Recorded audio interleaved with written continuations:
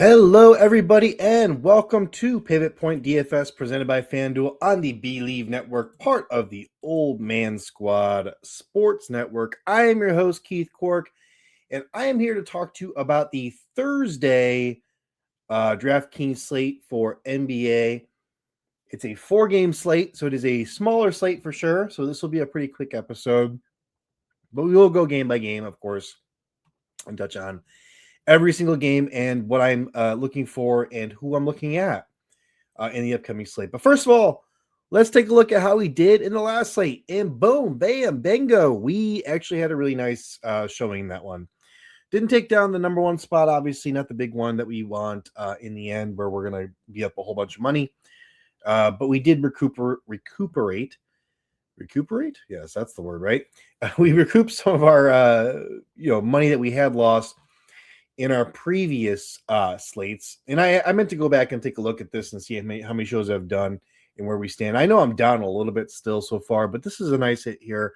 The last one we won $20. This one we win $60. That's $80. That covers for two of those earlier slates that we missed. So we're probably down, like $80, I think, on total from the podcast episodes. I do want to show you guys quickly, too, once we run through this. I had a really nice hit. 3 or 4 days ago, $450, which puts me up on the season, or at least it's got to be at least even. I would think maybe a little up. Just a really, really nice run there. Could have had a little bit more as well, but I digress. Let's go through this one here. First and foremost, I want to absolutely berate myself for some of my calls here. I called Ryan Nembhard, not Andrew. Ryan Nembhard as a basically a strong play, right? I said I was going to get him. I let people talk me off of that. I really listened to other voices in the industry, and I went with Dennis Jenkins instead. They were the same exact price. Dennis Jenkins, as you can see on my screen here, or if you're just listening to the podcast, he had 10.75 DK points. 10.75, nothing, right? 4.4K salary. 4.4K salary, Ryan Nembhard had 45.25 DK points, 10.3x value. He was 34.5% owned, but not a good call on my part. Actually, a lot of the early calls I had for this slate, I did not go with. Jalen Pickett was one of them, and the reason I had that call before was because I thought Jamal Murray, I had a pretty strong lean that Jamal Murray was going to be out. That did not turn out to be the case. He was ruled in. So we got off Jalen Pickett post-haste. I didn't even look at his numbers because what's the point? He probably didn't even play. Trey Jones was another play I had on the slate for the Bulls, and he was a DNP as well. He was questionable coming in this one, but we had bodies down for the Bulls, so we were looking at him, and it turned out that he was also a guy that ended up being on the sidelines. So we went with Ayo Dosunmu instead, as you can see in my lineup here. And he did okay. He did 28 points on 5.8K salary. Everyone went to Ayo Dosunmu. We were 62.3% owned. So nothing crazy there. But we also ended up on Josh Giddey as a result, which really worked out for us. 61.25 DK points on 9.8K salary. So those are some pivots we had just based on the news. So, yeah, you really do have to stay on top of this stuff. And if you're not in the Discord, please do get into the Old Man Sports Squad Discord, which you can find, on my Twitter. You can find on Dan Besbris's Twitter. Just go look it up. It's Old Man Sports Squad. I will try to share a link also somewhere along the line, maybe in the comments or something of the YouTube video. But go ahead and join us there. We are starting to get some people conversing. We've got several people that are pretty actively engaged. And it's a small community now, but it's growing. And we're getting this thing off the ground. So you want to be in on the ground floor and be one of the first people in there, chatting it up with us. Let's do that thing. But anyways, my other calls I had there, Anthony Davis, he was 56.4% owned. So, no surprise there. It wasn't like he was anything crazy, no pivot or anything like that. But he did produce 52.75 DK points on 8.8K salary, and that was 6X value. Really not hard to call that one. Had a strong feeling on that one to begin with. Stuck with it all the way through. No issues there. The other call I had was Goga Patadze, and that one was a lot better because it was 10.8% owned. So not a lot of people were on him. I said, look, his price at 3.5K is just way too small. Ended up putting up 20.25 DK points, which is 5.8x value. So it ended up being a really nice value play for us, which helped us get to some of these other guys. We also had some Hawks news break, late that ended up getting us to Mohamed Gay, and everybody got to him. He was 54.5% owned, and he did absolutely nothing. He had 9 DK points. So that was some money left on the table. Probably if we would have just went with basically anyone else, 4.4K or under, probably would have had some more points than that. But all in all, a good run here. Caleb Love was a really nice call as well, 4K on that one. Just kind of a guy. I wasn't really a guy I was targeting. We'll talk about him on this slate as well, but not a guy I was really targeting. But I ended up, needing that 4K salary kind of price saver, and I ended up with him, so that worked out for me. And then Karl-Anthony Towns, again, not a guy I was like super like high or anything like that, but he did emerge later on that he wasn't going to have very high ownership. He ended up being only 5.7% owned, and he absolutely went off for 71.5 DK points against the Charlotte Hornets. So that also worked out in my favor very well. At the end of the day, we ended up 53rd. Out of 583 entries, so in the top 10% easily. And we ended up making a little bit of cash back. So I like that. Let's go take a peek real quick at the winner here, which there were 2 winners. They both tied, so obviously someone got duped. Not sure how that happens. Either they have the same service or just, sometimes it just happens. But they had Ryan Nembhard, then Nikhil Alexander Walker, which is a guy, probably should have considered him more just based on Atlanta being Jalen Johnson was ruled out of this game. So they definitely needed some offense. And 37% is a nice leverage play there. That news kind of broke late, so I guess maybe I just didn't think about it hard enough at the time being. I am a father of three, and typically my wife does work at night, as she did tonight, which is why I'm recording kind of late. But hard for me sometimes to pay attention to that news, and even if I can pay attention to it, I make the necessary swaps. I don't think about it beyond the first step, which is kind of to my detriment. So I do try, and sometimes I do absolutely think beyond what other people do.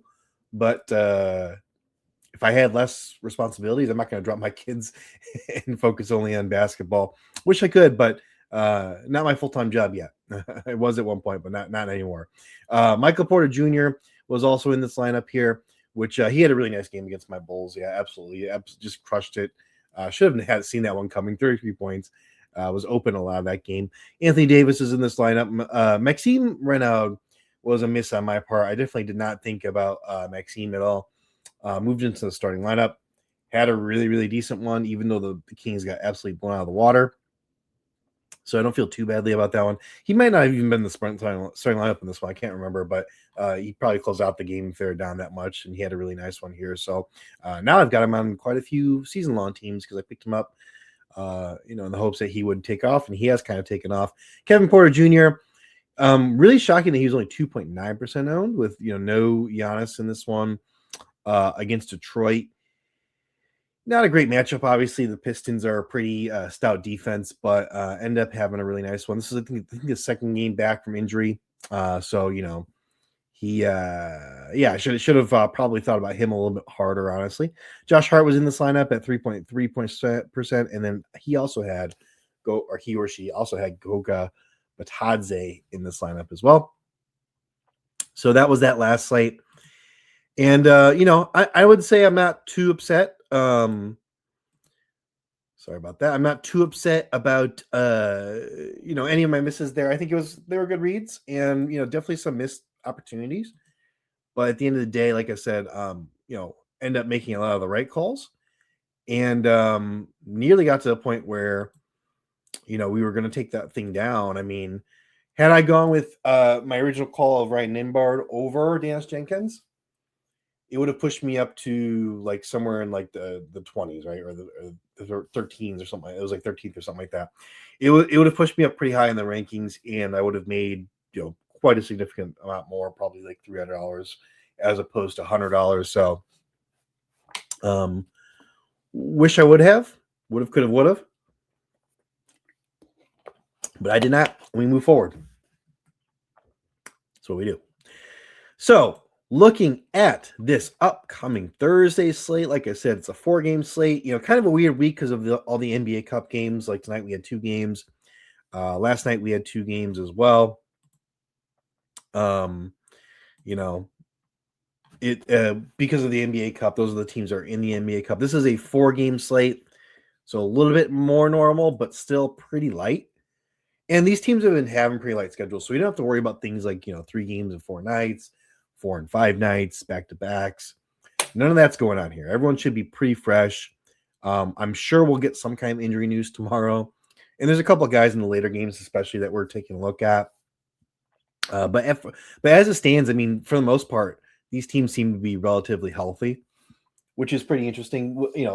It makes it harder to determine what the chalk's going to be. It makes it harder to determine what the good value is going to be. So a little bit more challenging in that sense, but I don't think too bad. And I think there's really good plays in this slate, so I'm pretty excited about it. Let's talk about the Clippers at the Rockets. That is a 9.5 point spread in favor of the Rockets, which makes a lot of sense. It is ticking slightly their way despite 50-50 bets. Not really a lot to read into there, honestly. I think Houston should be favored in this one. Makes a lot of sense. 220.5 is the game total, which is gross. The lowest on the slate by a pretty healthy margin. The next one is Boston, Milwaukee, which is 5 points more, but 2 bottom 5 teams in pace. So woo-wee, it's not this is not a really sexy matchup here at all.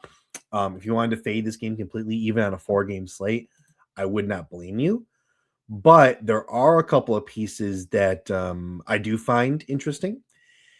On the Clippers side, they just keep losing games. I think the Clippers are interesting in general because they just keep losing games. They are now sitting at a 6-18 record, which is the second worst record in the Western Conference, which is absolutely crazy, compared to what the expectations were coming into this season. So, something at some point has to change for this team. And, what is that going to be? There's not any young talent on this team that we can point to and say that's maybe like a Cam Christie or something like that. He's not that young.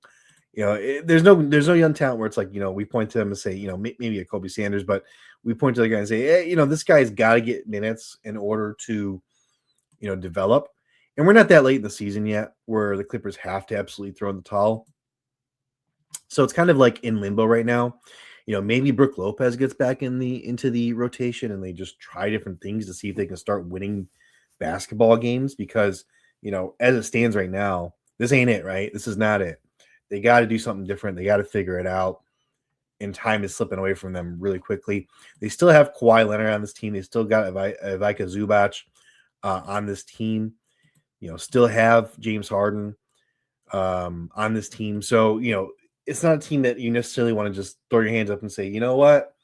There's always next year because these guys are pretty darn old and they're going to want to win now. So, it's important to follow that storyline because we know that rotations are not going to stay the same. I just know that. It may not be this game, maybe not next game, but within the next 3, 4, 5 games, we're probably going to see something different. And, Bogdan Bogdanovic is back for this one, so that is a little bit of a difference there just by, addition by an injury. He's coming back from his injury now.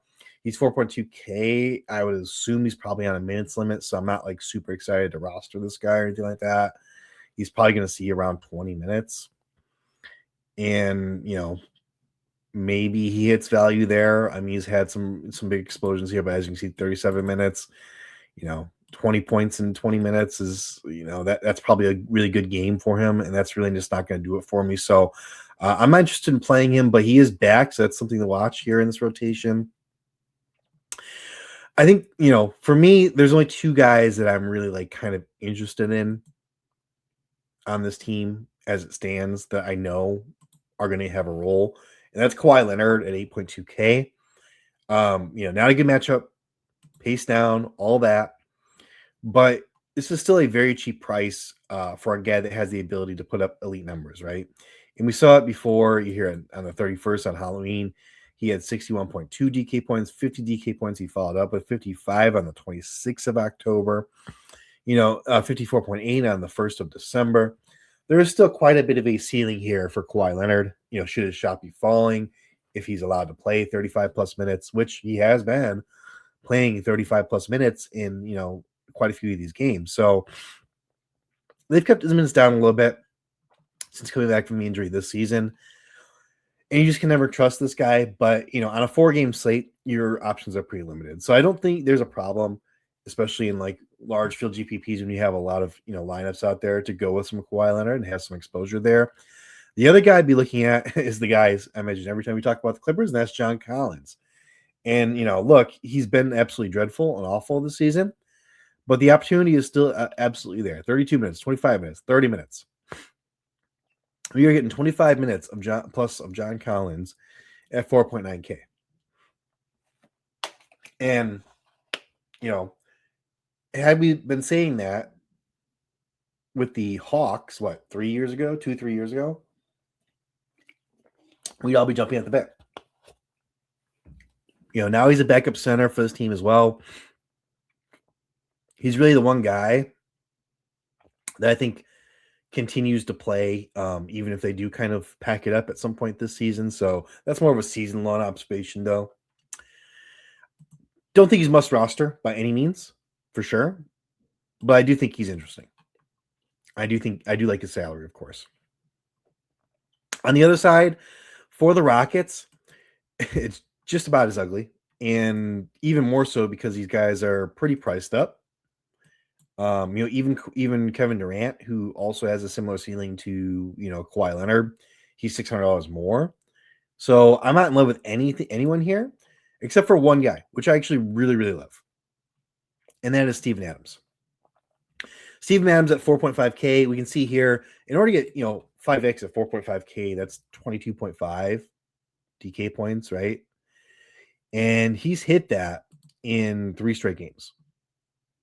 And before that, we see quite a few games where he's gotten near that or hit that mark as well.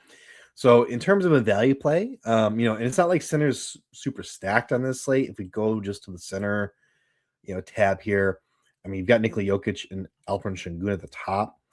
Then you have a bunch of these mid-range guys, and it falls off pretty quickly. It's not like it's super stacked where we like have to save that center, position for a guy.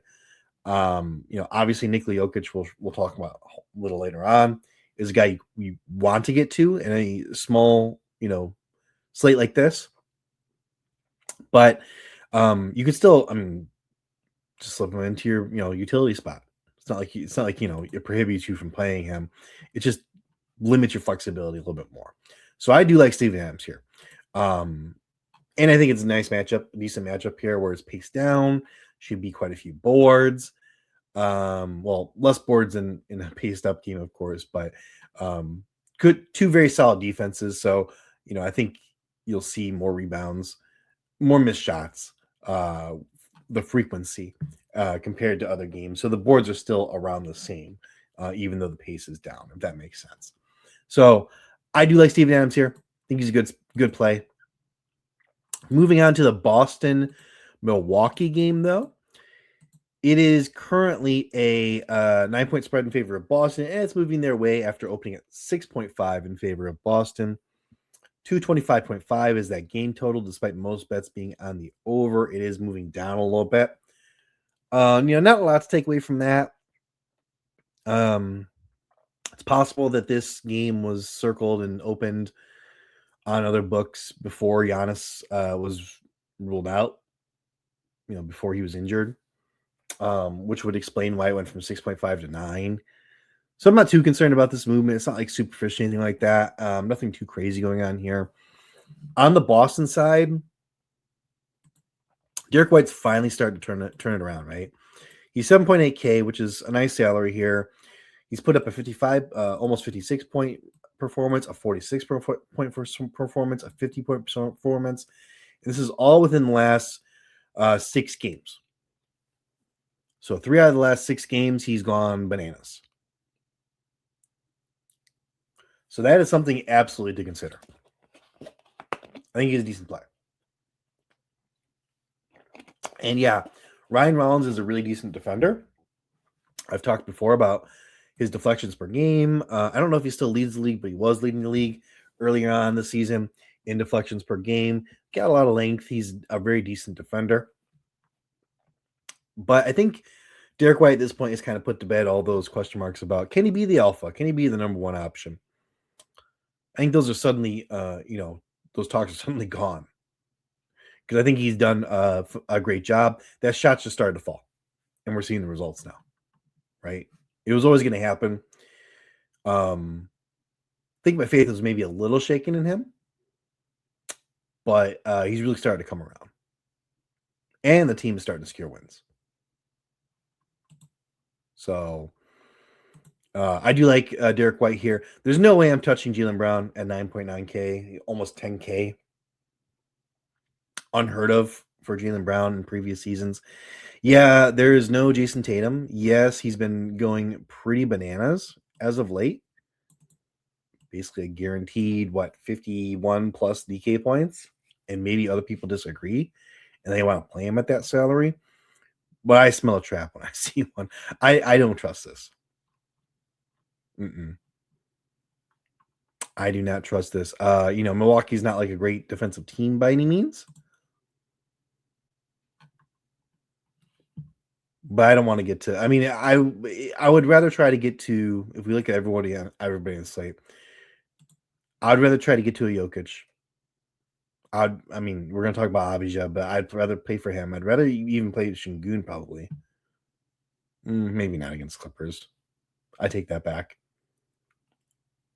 I wouldn't rather play Murray, but it just feels like there's better value in these guys, right? Personally, I don't want to play Jaylen Brown at 9.9K.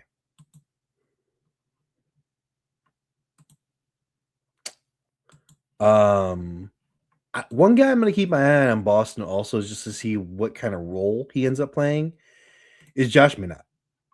Because everybody, well, not everybody, but there's going to be people checking out Jordan Walsh.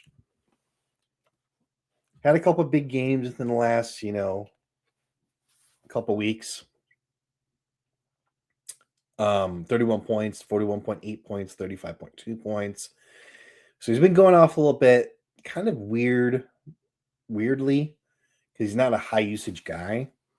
He's more of a hustle guy, getting points off of, offensive rebounds, getting points off of cutting to the basket, and, so I'm finding him with the pass. Not a bad player, for sure. Looks very promising as a guy in that Josh Minott role. But if we take a look at Minott's game logs also, he was seeing minutes in the mid-20s for 3 straight games. And then that last game just kind of put up a clunker, 11 minutes. Didn't really need him out there. Jordan Walsh was playing well. I think Hauser played well in that game, if I recall, 26 minutes. I think he had a good game as well. So I like Minott as a kind of a sneaky, low-owned. No one's really going to be paying attention to him. He's still 3.6K, which is not a great salary, but it's doable on the slate, I feel like. Doable. So he is a name. He's a name. On the other side, for the Milwaukee Bucks, I have a little bit more interest. Just because they have more opportunity with, no Giannis available there. And the first thing I got to look at is obviously KPJ, Kevin Porter Jr., and Ryan Rollins. Those are the 2 guys that I've been basically trying to play with no Giannis in that lineup. They're basically the same price. And I have been in the Kevin Porter Jr. business long enough to know I don't trust that. I do not trust Kevin Porter Jr. to continue to have good games. I would much rather play Ryan Rollins. And I see you guys, you're seeing right here, but the scores have fluctuated more with Rollins than they have with Kevin Porter Jr. Yes, you're right. We can all see that. What you don't see is how many years has this guy been in the league? What, like 5 years? How many years in the league has Kevin Porter Jr. been? And granted, he's older now, probably a better player now, better professional for sure. But I can't bring myself to rely on Kevin Porter Jr. It's just not going to happen. Let me see. 1, 2, 3, 4, 5. This is his 6th year. So yeah, 6th season. Looks like. Yep. 3 with Houston, 2 with Milwaukee, 1 with Cleveland, 1 with the Clippers. Yeah, I can't trust the guys. I just can't do it. I'm not going to do it, and I'd much rather play Rollins. Sue me. Another guy I think probably a little overlooked, or very overlooked maybe. Gary Trent Jr. at 4.1K. 28 minutes the last game, 11 shot attempts, 5 from 3. Shot the ball terribly. This is what Gary, again, this is the benefit of following these guys for multiple seasons. This is what Gary Trent Jr. has been doing for the last 5 seasons. He was in Portland for a while as well. But shoots the 3 ball a lot, takes a lot of shots. He's it's funny because we'll talk about Tim Hardaway Jr. and I had to compare those guys because they're almost the same exact price, and they're very much the same player. They're very boom or bust. The shot's falling. They're completely relying on the shot. The one thing about Gary Trent Jr. is that he can put up steals. He didn't have a lot recently, a long string of zeros here, but a 2-steal game. He had a 4-steal game earlier in the season, a couple steals. He might be able to put up a couple steals. The other stats are going to be pretty much non-existent. So we need that shot to fall. But when that shot does fall, 25 points in 35 minutes, that's decent. I mean, he's only 4.1K for his salary. 21 points in 32 minutes, 21 points in 31 minutes, 31 points, 30 points. See, he began the season pretty hot. This is what Gary Trent Jr. can do when the shot is falling. 4 from 11 from 3, 5 for 11 from 3. And the opportunity is there because there's no Giannis.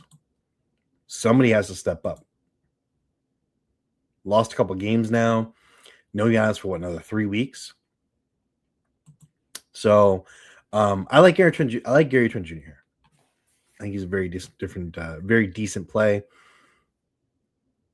Great value and just a small slate. The other guy I'm going to look at here to fill in for the lack of Giannis is Bobby Portis Jr., who is also pretty up or down. Only 20 minutes in that last game. Did not shoot the ball well, and that's kind of he's going to get an early seat from that one. He's going to get an early seat when that's happening, I should say. Also, only 23 minutes against the Sixers. But that game was pretty much out of hand, right? And he shot the ball really well on that one anyways. I mean, the opportunity is there. And he's not totally reliant on the points because he can grab boards. Blocks and steals not really his forte, but he can, I suppose. Assists also really not his forte. Actually, 4 and 5 assists are quite a lot for Bobby Portis. He usually does not want to pass the ball one lick, but threes, points, and boards are pretty much his game here. Doesn't really get to the line either a whole lot. So, but 5.2K, I mean, I don't think there's anybody really in that range that has the ability to, I mean, he could put up 40 DK points, right? And it wouldn't really be that surprising. You're not going to get that from Kuzma, most likely. Peyton Watson is more expensive than him, and there's no way I'd play Peyton Watson over Bobby Portis in this situation. Or even Miles Turner, for that matter. Or even Jabari Smith. Or even Jeremy Grant. I'm just looking at power forwards, but yeah. Look at other guys around his, I mean, those guys were a lot more expensive than him. And I would play Bobby over them in a heartbeat. So those are my thoughts there. Portland, New Orleans Pelicans is an interesting one for sure. Looks like Drew Holiday is going to be out again, but Portland is favored by 4.5 points. No movement there. 237.5 is the game total. No movement there as well. Probably not a lot of people interested in betting on this game, honestly.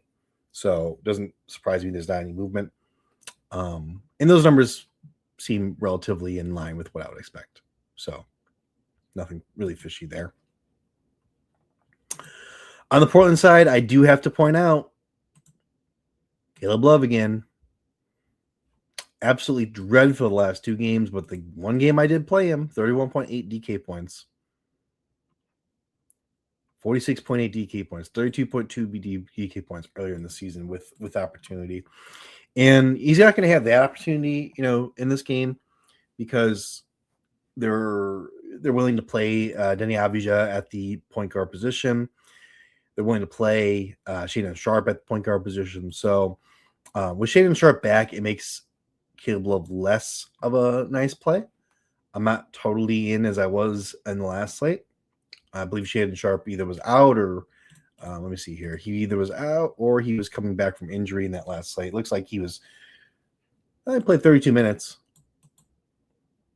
on that slate. So either way, I do think the opportunity here for Caleb Love is less than it was before.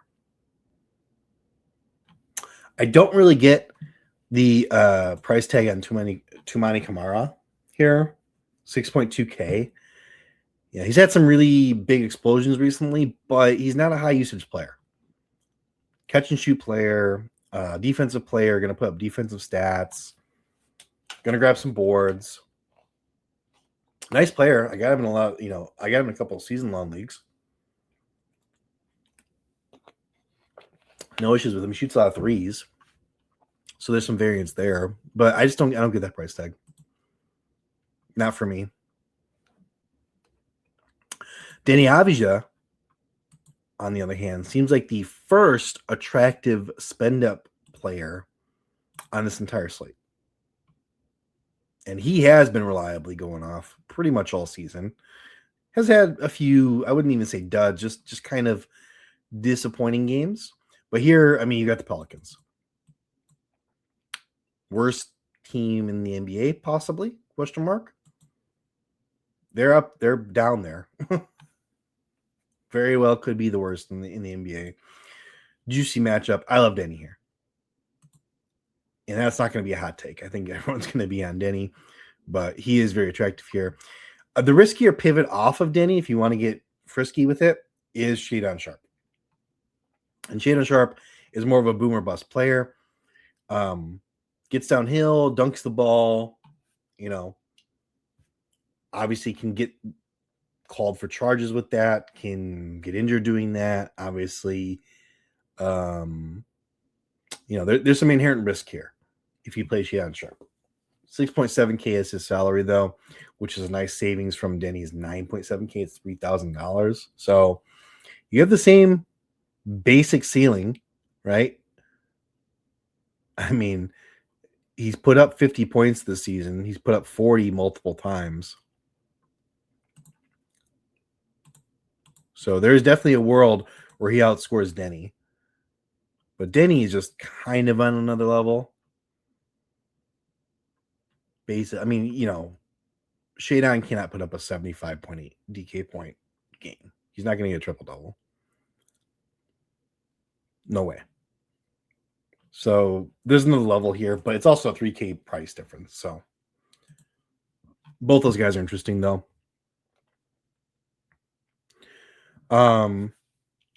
We need to monitor the situation in Portland. This is a big injury that we need to monitor here because Klingon is out, but Robert Williams is also dealing with the illness.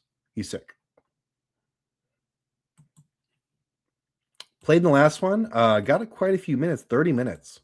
First time we've seen Robert Williams, Time Lord, play 30 minutes since, years ago. Just been very injured the last several seasons. And if he does not play, you're going to get Yang Hansen possibly starting and playing, similar 18, 19, 20 minutes maybe at most. And you get Dwell Breathe, who's going to play the other minutes, basically. And they may go centerless for a few minutes as well. But this is the Pelicans. Really, again, a really nice matchup here. And Dwell Breathe is the guy I'd be looking at. 3.3K. Even if he only gets 19 minutes and he puts up, just like you did last game, 17 DK points, I'll take it. on this slate, it's a 4-game slate. You're not getting very many. I mean, there's a lot of guys between like 4 and 5K that I like, that I have interest in, but not a lot of guys under 4K. There's a few, but not a lot. So we got him out of that situation. I wouldn't call Reith or Yang a must start or a lock if Robert Williams is out, but I would have a lot of interest in Reith. Yang is less interesting to me. Yang Hansen. Could he put up a 20 DK points in 18 minutes? Yeah. But for the most part, 22.2 in 13 minutes, that's pretty interesting. But for the most part, he's a do-nothing burger. Right? Barely an NBA player, kind of. So I'm more interested in Reith.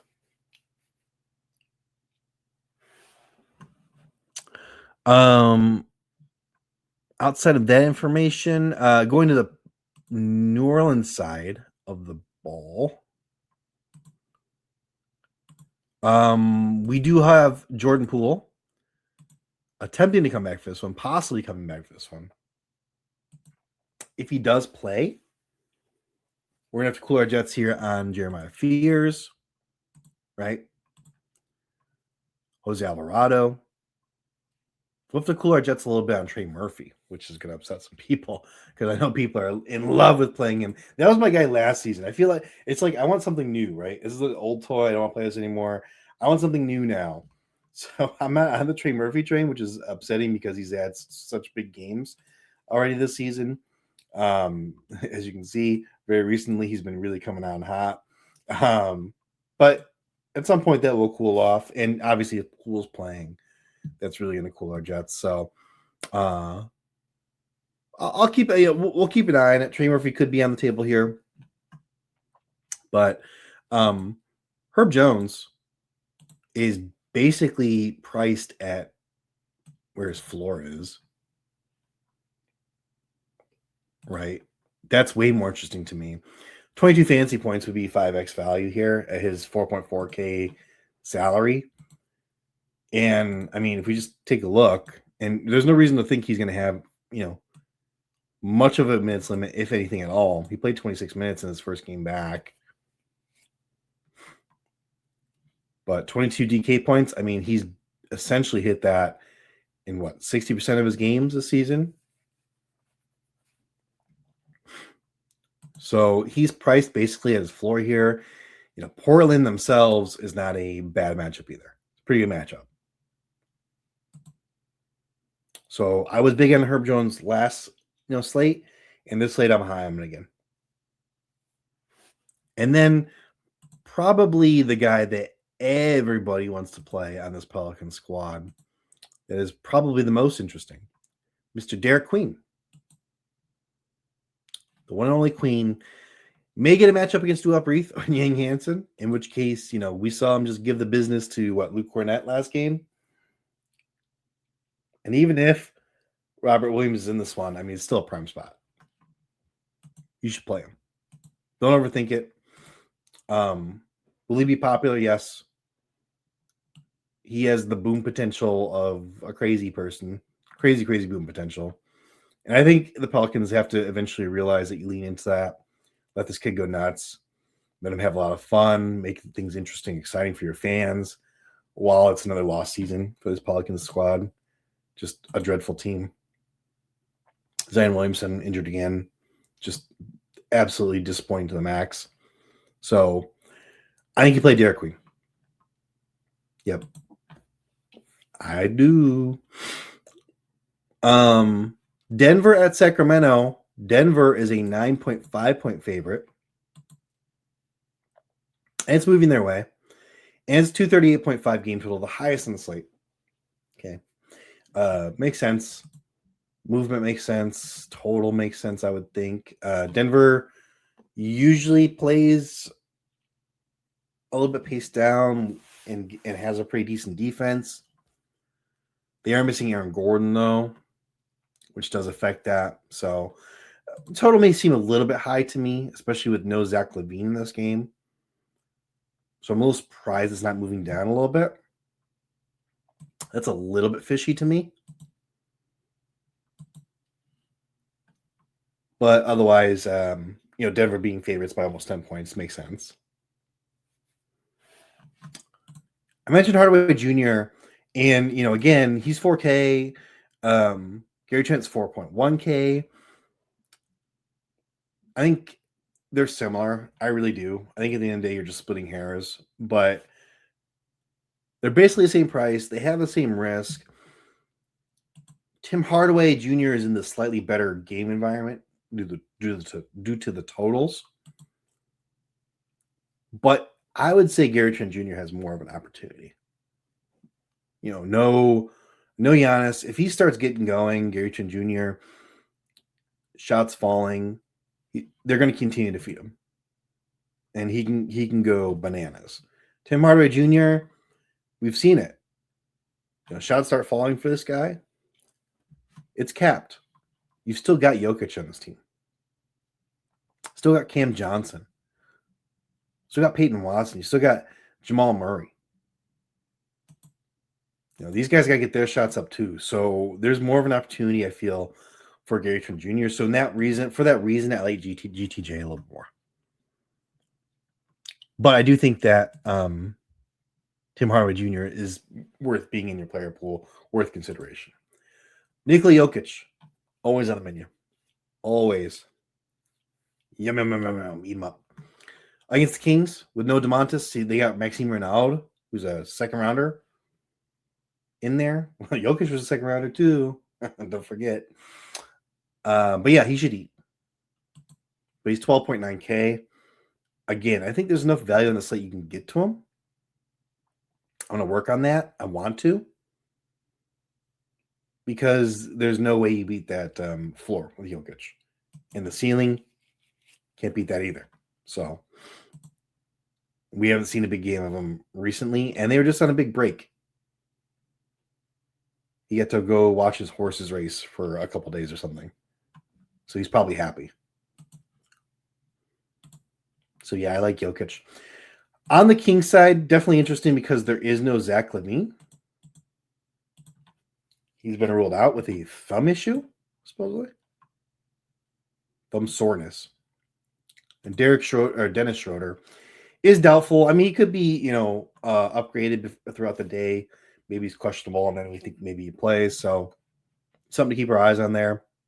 But assuming both those guys are out, me, I'm going to say Keon Ellis, right? But no, not this time. Not this time around. No. Those guys that are missing are scorers. They're going to have to fill in some scorer, for some scorers here. They got Keegan Murray back. They've got, they don't have defense no matter what they do, so it doesn't really matter. I think this is the Malik Monk game, right? Malik Monk only managed, 9 minutes that last game? Yeah, 9 minutes in that last game. Assuming, we don't get news that he's injured or something like that. We go back to these games where he's getting 30-plus minutes, and we can see what the results are, right? It's one of those guys that, he, how do I want to describe this? He is he's a heater, right? Comes in, if he knows he's going to get opportunity, going to get a lot of shots, he plays well. It's a confidence thing or like a booster, right? It's like he perks up. And the opposite's true as well. If he knows he's kind of the sixth man, which sixth man of the year, I believe he won, right? So he's capable of that role. He's at least in the conversation. I'm pretty sure he won. I'm not 100% sure. I don't care about awards. Who cares about awards? They don't mean anything. Sorry, guys. But he's capable of that role, but he's one of those guys that he needs to know he's going to get his shots. And here, without Zach LaVine, without Domantas Sabonis, he's going to get his shots. This is a Malik Monk game. Through and through. Obviously, no Zach LaVine. DeMar DeRozan is going to be a popular play, and he's going to get a bump. He's only 6.5K. And Russell Westbrook will also get a bump in his opportunity, coming off a monster of a game, 70 DK points on a triple-double. against the Indiana Pacers.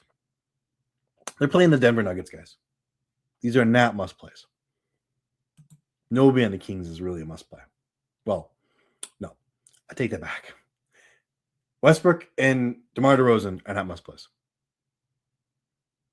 In my opinion, Malik Monk is a must play. This is a Malik Monk game. But I do not see those other guys as must plays. I think they're fine plays. If you end up on them or like, you have that salary, last guy in or whatever, if you're between them and someone else, I'm going with those guys on the Kings. The opportunity's there. And maybe the Westbrook hate will bite me again, which it has. But I think, again, it's Nuggets. I'm not afraid of if Westbrook bears me, he bears me. It is what it is. So that said, though, let's not talk about who I'm not playing. Let's talk about who I am playing. Who are the guys I think are the strongest plays on the slate thus far? I don't know. Who do I think is best? Malik Monk, as I said. Malik Monk has got to be up there. I am thinking Herb Jones is just, again, priced at his floor. So there's considerable opportunity there for the ceiling. Deni Avdija. I like that he qualifies as a guard and a forward as well. That really helps out a lot with, roster flexibility. But he's 9.7K. He's got the juiciest matchup against the Pelicans. This is my spend up. This is the guy I want to spend up on. 9 out of 10 times.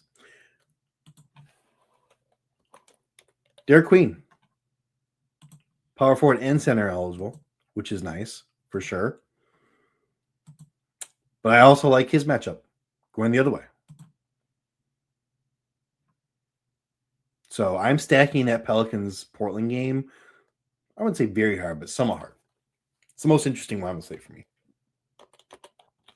And then Steven Adams is the last guy I'm going to slip in there as a strong play right now in the early going. Again, this can change. This likely will change throughout, the rest of tonight and into tomorrow up until lock. But these are the guys I'm looking at right so far. Malik Monk, Herb Jones, Derek Queen, Steven Adams, and Deni Avdija. Lock it, boom. That gives you about 6-7K to spend among the other players. If you want to get to Jokic, you can, right? Leaves you 3.4K for the rest. So we're going to be looking at some pretty gross plays here. But it is possible. Let's see. If we play Sinat, that leaves us 3.2K. I mean, you could play Christie. He's been in the rotation a bit, but it's definitely a punt play. You could play Rupert. He might have some additional opportunity with them pretty shorthanded. Yeah, I'd have to toy around with this a little bit more for sure, because I wouldn't be able to get to Jokic. I would probably end up having a drop from Queen to somebody else. So Jokic may not be the play in this lineup here. But I could go from Jokic down to Bobby Portis. And then, boom, that gives me 4.9K to play with, which is pretty decent. I know I have many options here that I could play with. So there you go, guys. That is it. That is going to be my plays for the Thursday DraftKings main slate, 4 games. It is late here, so I'm going to get out of here at about 12:30. I got to work tomorrow. Thanks for joining me, guys, though. And please do, give a thumbs up wherever you're listening. Leave a review if you could. That'd be fantastic. And, hey, until next time, go get that money.